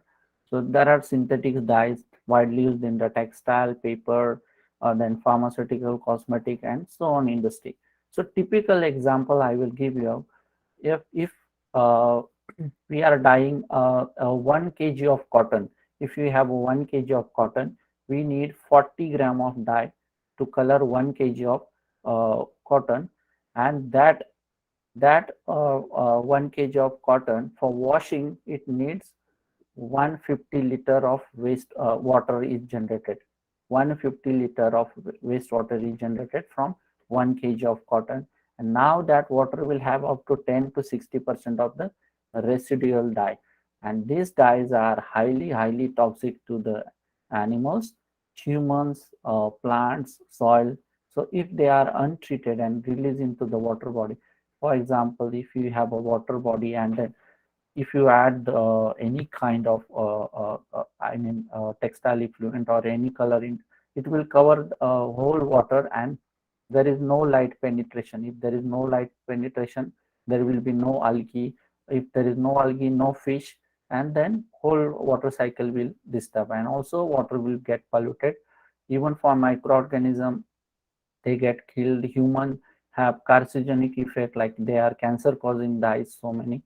So we need to treat these dyes in a proper manner to uh, for the. So I will just talk about the removal of the textile dyes using biochar, because there are several techniques, like there are membrane filtration, biochar, and then bioremedy using bacteria and so on. So this is the algal biomass, waste algal biomass from the sea that was pyrolyzed, and this biochar was prepared. And this is the dye. For example, this is the reactive red 120 dye, and I added the biochar to this dye, and then water was clean within just 1 hour. And then this is the spent biochar, and you can reutilize for several cycles. So this is regarding the textile dye. So we also treat different dyes. So this is like indosol black dye, another dye. So if we add uh, if we add the biochar, then the final product is the clean water. So that was about the dye. So if, because dye is not a single component, dye has some other. If there is a polluted water, only one industry will not release it effluent. Lot of industries are there, because we have like MIDC area, and so several industries will release lot of pollutants. So how about if there is any other kind of pollutant? So how we can treat them? So another issue is like this is the plastic waste, and so we most of the people think that we need, if the plastic is degraded, then the pollution the problem is solved, but it's not the fact. Actually, after degrading the plastic, actual problem arises, because the plastic is made up of dye. It has a dye, it has a bisphenol A, it has a other chemicals like PLA and all this. So after degradation, these chemicals released into the soil or water bodies are highly toxic to the humans. So there are some microbes in the soil, they can degrade or break down these molecules. But I have tried this with pine cone. Pine cone is the waste, lot of pine, because this country has a lot of pine trees. So I use the pine cones and then pyrolyze them and then use for BPA. BPA is the bisphenol A, which is the one of the component of the plastic, and dye is also component of the plastic. So these biochar can absorb both of the pollutant simultaneously at once. So this is the kind of study. Now that was about the soil pollution and water pollution using due to BPA and dye. But what if there is any kind of oil spill? For example, if there is an oil spill in the sea, then how it affects? So this is the oil spill, leaks and other related petroleum product. For example, most of the oil is removed or it is exploded from the sea or seashore area. So there is a transportation of oil from one place to other place, or there are some accidental or accident happens sometime. Oil carrying ship get distracted in the water and lot of oil is spilled on the surface. Now that oil will limit the oxygen supply and they can disturb the marine environment also to the humans. So they are the one of the oil is also the one of the pollutant, which is also USA Environmental Act. They have declared this as the one of the pollutant. So now what is the problem? Problem is that we can see here that when there is oil in the water, it flows on the surface. So most of the oil get floated on the surface. So it can travel from one place to another with wind current. I mean, if there is a wind in the seashore, it can, with the wind current, it can travel to one place to another, but it cannot sink inside. The oil will not go inside the water. It will just float on the surface. Now, what happened when we add normal biochar on the surface? Then oil is at the surface, but addition of biochar, what happened? The oil will be adsorbed to the biochar and biochar will sink into the water. So another problem now, because the oil will go deep into the surface. So it is again the problem. So what I have done, I use the coconut oil. Coconut oil is very less amount of coconut oil, is just 1 gram of coconut oil is enough to modify kgs of biochar. So just add the coconut oil, mix them together, and then add to the water. So The place where mother also played. hello. Sir, continue. Yeah, so there was some disturbance, so I thought it's related to. So what happened? So I have modified them. So this is the pine wood I used, and then the problem of the biochar was this. You can clearly see in this picture. When I add the biochar to the water, it gets sink into the water. So this is the another problem. So what I did, I took the coconut oil and modified the biochar, and we can clearly see that now biochar float on the surface. It will not go down, it will float on the surface. And this is the crude petroleum oil that floats on the surface. So when I add this floating biochar to this crude oil, then we can see that all oil was adsorbed on the top layer. So that oil pollution was cleared. So this is the ACM figure, that this is the without modification, without adding the oil, and with addition of oil. Oil means the coconut oil. We can see that the structure has been changed and more hydrophobic and hydrophilic. Hydrophilic means they mix together. Hydrophobic means they repel each other. So this biochar will repel the water, but it will absorb the crude petroleum oil. So this is the same figure, like this is the normal biochar deep into the water, only oil, crude petroleum oil, floating biochar, and then this is the pollution or polluted oil is removed. So this is in the plate. So this was always added in the plate, and then we can see that addition of biochar can clear the oil pollution, floating biochar. Now, as we know that recovery is very important. If you add the floating biochar, how to recover this biochar? So most of the time we can modify this biochar. Now we have already modified with the coconut oil, so you can add the magnetic particle. If you add to the biochar, they keep on floating, and when you apply the magnetic force, all the biochar along with oil will come out and stick to the magnet, so water will be clean. So first part we have discussed about the textile dyes, plastic pollutants. Second part we have discussed about the crude petroleum oil. This part we will discuss about the antibiotics, removal of antibiotics from water. Now everyone know that every one of us take the antibiotics when we go to the hospital. When we were child, at that time we used to get the low dose of antibiotic, but as we have grown, we get more dose and with the higher antibiotic dose. So what is the problem? How this problem has arrived? So what happened?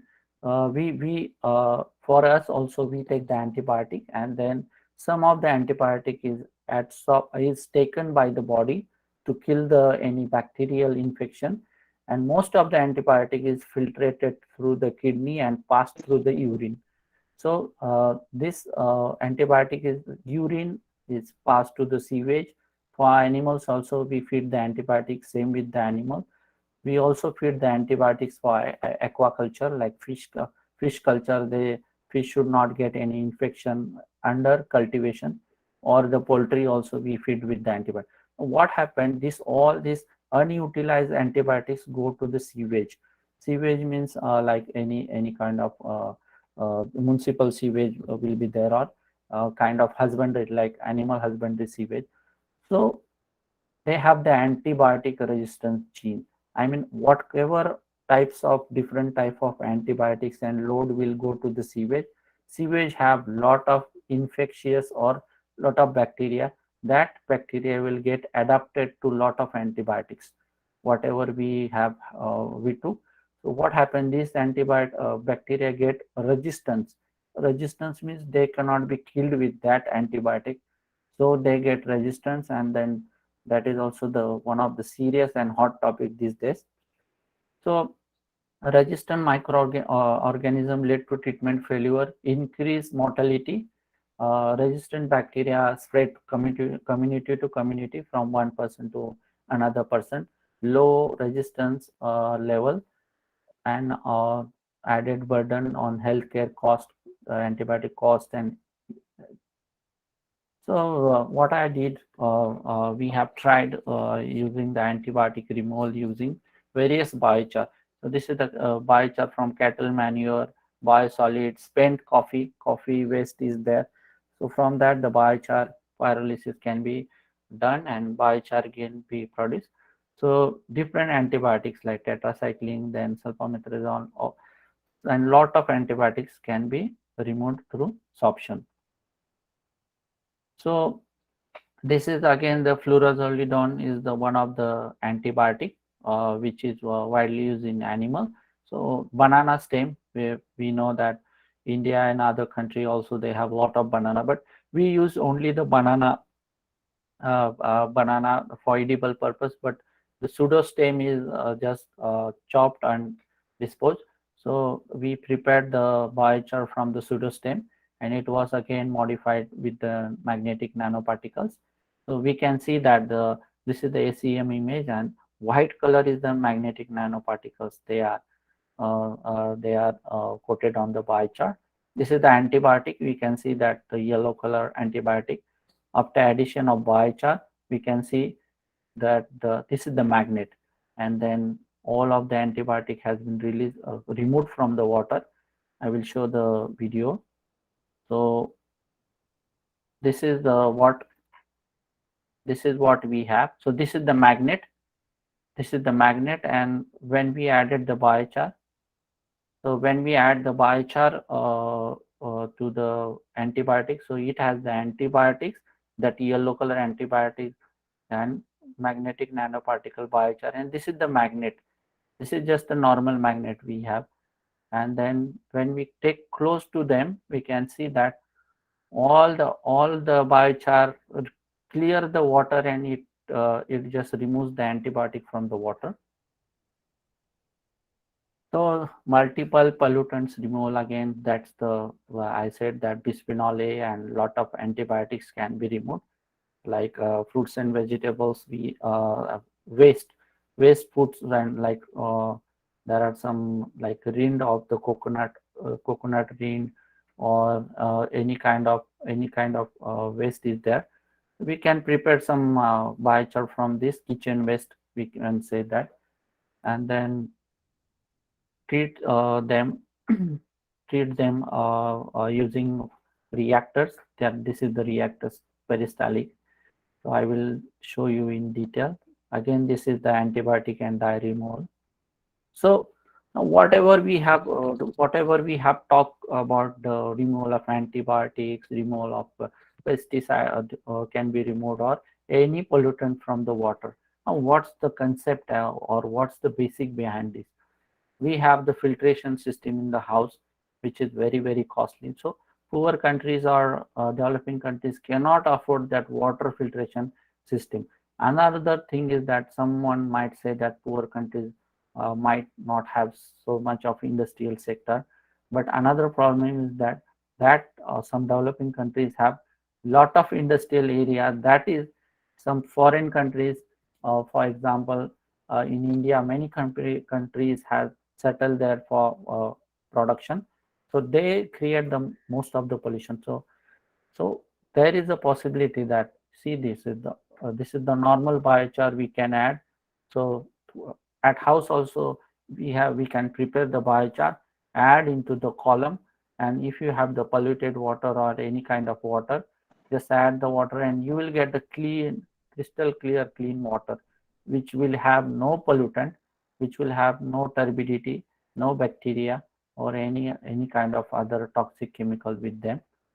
So this is also again for dye. If you add dye to the column, we can see that this is the clear water. So basic concept is like, this is the economical way we can prepare the filtration system at our home to clean the water. If in rainy season also we get lot of turbid water, we can clean at home.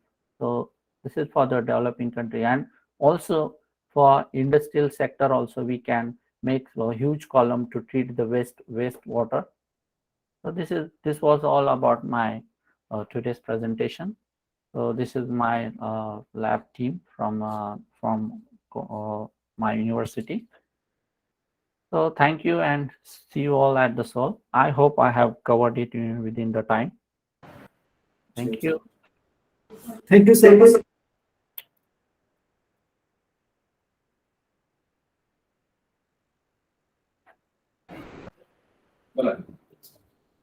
Thank you, sir. You have given a meticulous information. We never know the worth of water till the well is dry. And you did well effort by introducing biochar technique for water sustainability. We now request our honorable chairperson of the session, Dr. Vikas Ubale, Assistant Professor of BNN College Bhiwandi, Thane, to address the conference and give his valuable inputs to our participant. Dr. Vikas Ubale, sir. Thank you, Tai. Thank you very much, ma'am. First of all, good evening to Guru sir, and good afternoon to all Indian participants and dignitaries. I am very thankful to give me the opportunity as a chairperson of this session. First, I really congratulate to our resource person, Dr. Ranjit Guru sir. You tremendously explain this plenary sessions is a treatment of contaminated water using biochar derived from the different waste biomass. Sir, what happened that actually we have totally unknown about that the biochar. We think about that the biochar and charcoal is the same thing. But you in your session, plenary session, you explain the importance of the biochar in today's scenario, because we know the conditions of the water and we know the importance of the water in global level and global manner. And sir, you very well explain about that the how to antibiotic removal using with a biochar, because means in your session you very well highlight about this importance of the biochar, and you also scientifically explain that part, the use of biochar for means antibiotic separation, yield, economic and environmental benefit. That is very important things, sir, for us. Biochar based on materials are effective in removing antibiotics from water solution. Of course, sir, this is the very essential and very important thing for now these situations of the water conditions of in global level. I am very thankful once again to this all means those who organized today's multidisciplinary virtual international conference. Especially, I thank to Santosh Mane sir and all dignitaries to means arrange such type of a wonderful session. And once again, I'm very, very thankful to Ranjit Guru sir, and I like to express your I request to you, sir, kindly share your PPT for us, and definitely, sir, on behalf of our international conference team, I'm very thankful to you. Thank you very much. Thank you. Thank you so much, sir. I request Dr. Mudhoji College, Phaltan, to express gratitude to resource person and chairperson of the session for their presence and contribution to make this session a great success. Assistant Professor Vijit Dulgude. Okay. Thank you, ma'am. Thank you, Ms. Gayatri, ma'am. May I audible? Namaste, ladies and gentlemen. A very good afternoon to all. It is now my duty to say today's session the formal vote of thanks. Good afternoon once again to everyone, respected dignitaries, invitees, participants, and dear students, and all who have attended here. I am feeling honored to get this opportunity to thank for organizers that international conference on global, regional, and local perspectives on sustainable livelihoods like healthcare, wildlife, water, energy, agriculture, climate change, and geospatial technologies. Certainly, these 2 days were very useful, and we all got opportunity to make aware yourself with challenges and developments made in the field of geography. But organizing this conference is a challenging task. This cannot be possible without a great preparation, wise working hands, support from every coordinators, and blessings. Now it is time to convey our gratitude to all who have extended their support to make this event. Firstly, my heartfelt thanks goes to Cole University, Nigeria, Department of Mathematics and Computer Science, then Pangaea Geographical Association, India, then Punyashlok Ahila Devi Holkar University, Vasundhara Kala Mahavidyalaya, Solapur, India, and under the Shivaji University, Kolhapur, D.P. Bhosale College, Koregaon, and our Mudhoji College, Phaltan, Department of Geography, who have gathered and clubbed all of us. Thank you once again, the organization of that conference. I am happy to offer sincere thanks to our today's first resource person, Dr. F.M. Nadab sir, Professor, Department of Geography, Sri Chetan Manju Desai College, Goa, India, for his active and motivational guidance. Thank you, sir. Thank you very much.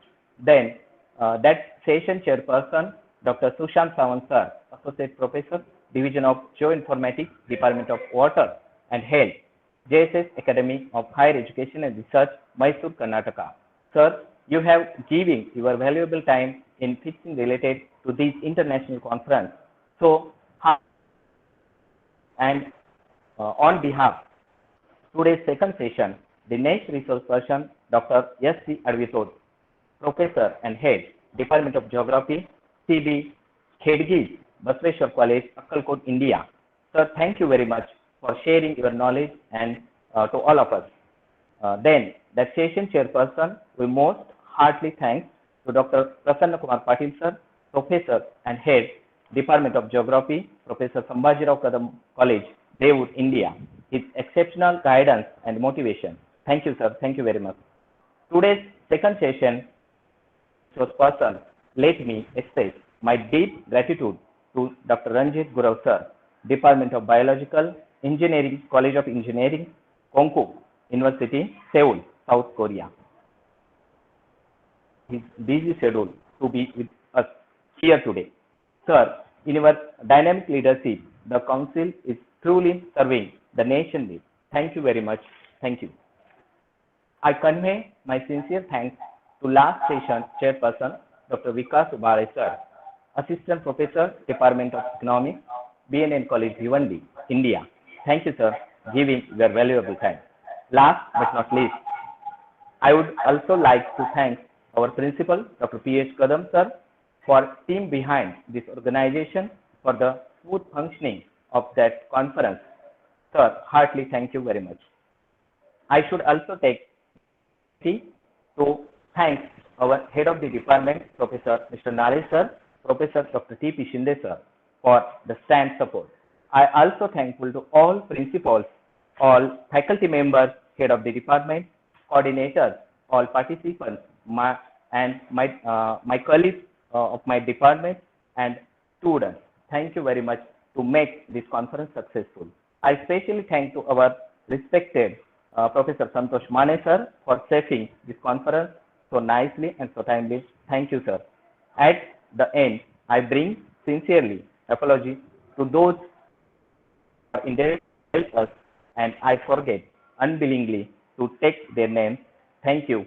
I hope we all meet our next knowledge-based activity. Thank you all of us, and please continue to continue with Professor Ms. Gayatri, ma'am. Please continue, ma'am.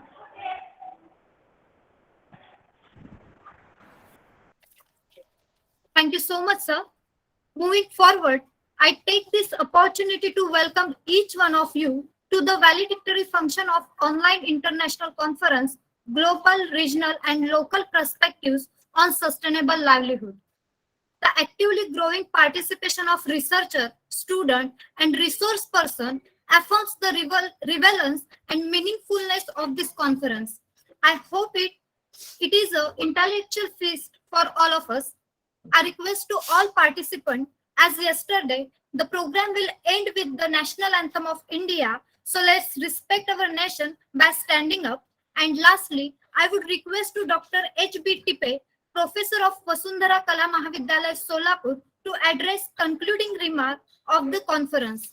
And I am Assistant Professor Gayatri, Mudhoji College, Phaltan. Promise you all that in the next conference, we will be in the field with some innovative ideas to nourish our mind. Thank you.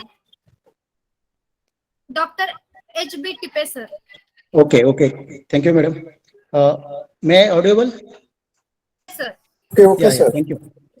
This is a great opportunity to me to conclude the 2 days conference, which was held online mode with the help of or with the collaboration of Coal City University, Nigeria, Department of Mathematics and Computer Science, also supported by Pangaea Geographical Association, India, Mudhoji College, Phaltan, D.P. Bhosale College, Koregaon, Department of Geography and IQAC cells of this college, and my college, Vasundhara Kala Mahavidyalaya, Jule-Solapur, Department of Geography and IQAC.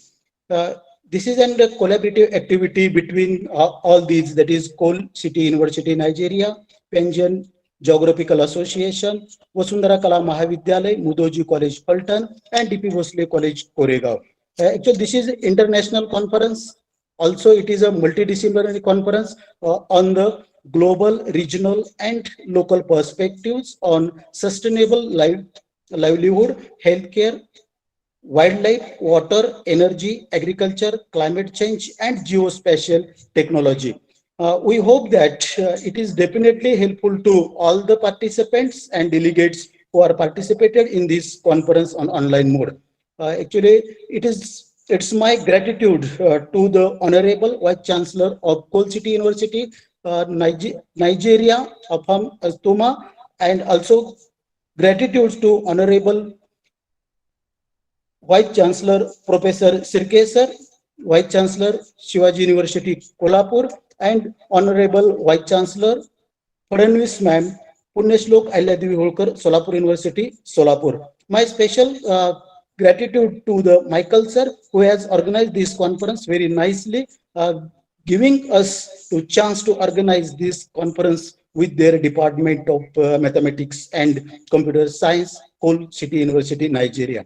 I also thankful to the chief organizer of this conference, principals of three colleges, Vasundhara College, Dr. Meena Gaikwad Madam, and uh, principal of Mudhoji College, principal of DP Bhosale College. Also thankful to the all coordinators and conveners and co-conveners for their active participations and cooperation. I also thankful to the Gayatri Madam who uh, from yesterday who is giving very nice addressing or anchoring all these sessions very nicely. So special thanks to Gayatri Madam for being an organizer member. Actually, in this session, in this conference, overall 5 plenary sessions were held. The first session, that is keynote address, was held on yesterday. My special thanks to our guide, Dr. Praveen Saptarshi sir, who are always motivates us, not only us but also the young geographers in from their keynote addresses. Who is also a chairman of Pangaea Geographical Association, India. Uh, their valuable guidance really uh, touch our hearts. That session was chaired by Professor N.G. Patil. I'm thankful to the N.J. Patil for chairing that session and adding some valuable information to with our colleagues and our participants. First plenary session, I'm thankful to the Professor Dharmasri sir from Senior Professor, Department of Geography, University of Kalendia, Sri Lanka for their valuable guidance on the towards a system change for the sustainable livelihood Go Home Gama in Sri Lanka. And that session was chaired by Dr. Jadhav sir, Head and Assistant Professor in Geography, Tuldaram Chaturchand College, Baramati, for their for their additional remark as a chair session. I am also thankful to the Michael sir for this resource person for session number 2, yesterday's session number 2, who is head of the department mathematics and computer science and also the director of ICT Coal City University of Nigeria. Also, thanks to the Michael sir for their active participation and cooperation for this conference. And this session was chaired by Professor Dr. S.A. Rajguru, Associate Professor, Department of Geography, SSA Arts and Commerce College, Solapur, for adding some information in the resource session. Behalf of organization committee, I am also thankful to both the resource person and chairperson of yesterday's session. Today we have 3 sessions. First session, in this session, Dr. Nadab sir talk on the addressing climate change with the disaster risk management. This is very impressive session, and we got, it means our all the participants got the very nice information from this session. And that session was chaired Dr. Sawant sir, who is Assistant Professor, Division of Geoinformatics, Department of Water and Health, Academy of Higher Education and Research, Mysore. Session number 2, the resource person for this session, that is plenary session 2, Professor Dr. Advitot sir, his talk on perspective on livelihood status and sustainability in rural India and sustainable millennium goals, which is really very nice information and in informative session, sir. We got too much information from this session also.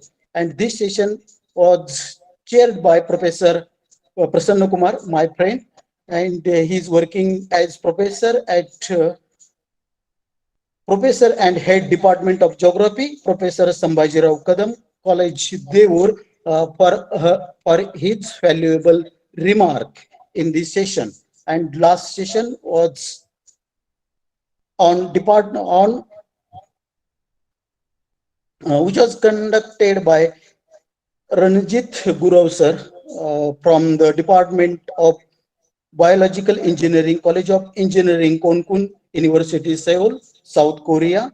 Sir, I'm also thankful to Gurav sir for their valuable guidance, and also thanks to the chairperson of this session, Dr. Vikas Obale sir, Assistant Professor, Department of Economics, Bhiwandi District, Thane, for his valuable addition in the resource person's information. My special thanks to the organizer, Professor T.P. Shinde. Also, special thanks to Dr. Sambhaji Shinde sir and Sanjay Yadav sir. And also special thanks to Santosh Mane sir for cooperate for success of this conference. I am also thankful to all those who are directly or indirectly support us to great success of this conference, at least but not last. Our delegates, I'm thankful to all the participants from the various countries and universities and states for their active participation in this conference. Thank you. Thank you for giving me an opportunity to conclude this conference.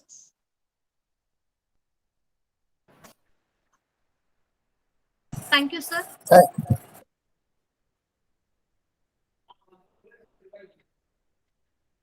Mane sir, please play the national anthem.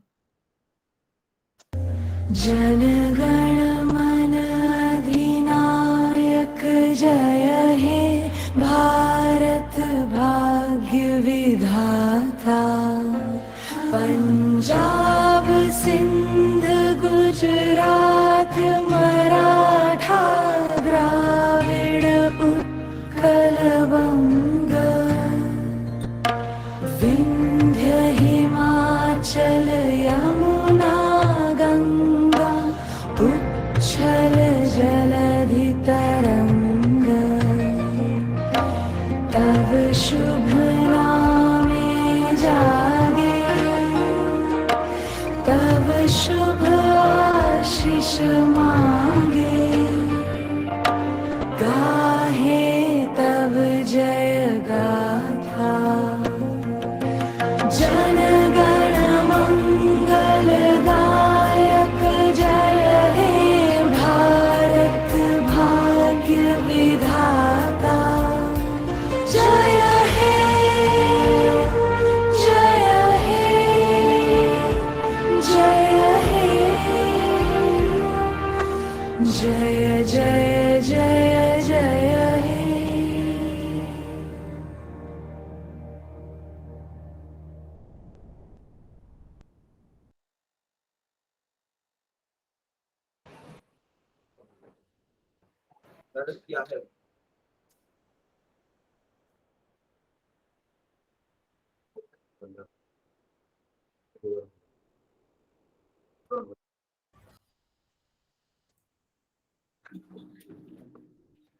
Thank you.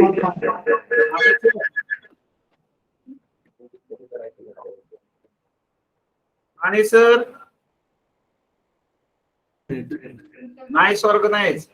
Okay, thank you, sir. तुमचं सगळ्याचं धन्यवाद. Thank you Santosh P Male sir. मैं बिहार से doctor Rameshwar Prasad Singh. founder of several Indian and international geographical groups. Thank you, sir. Thank you. Thank you, sir. Thank you, sir. Thank you, Tipe sir, Hande sir. अंडे sir नमस्ते. नमस्ते sir. अरे Shinde sir, Ashish sir. अंडे sir, पुढच्या वेळेला collaborative मध्ये जरा जास्त ऍक्टिव्ह पार्टिसिपेंट व्हा. हो सर. हो हो. आणखी चालेल सर. तोपर्यंत मॅच आणि मग आणखी माने सर आम्हाला पुन्हा एकदा संधी द्या चांगलं करायला. ऑफलाईन घेऊ, ऑफलाईन. नोव्हेंबर डिसेंबर मध्ये ऑफलाईन घेऊ. लाल बर्वी सर येतो म्हटले. चांगली करूया, अजून चांगली. No problem. कधी पण घेऊया. हो. सर.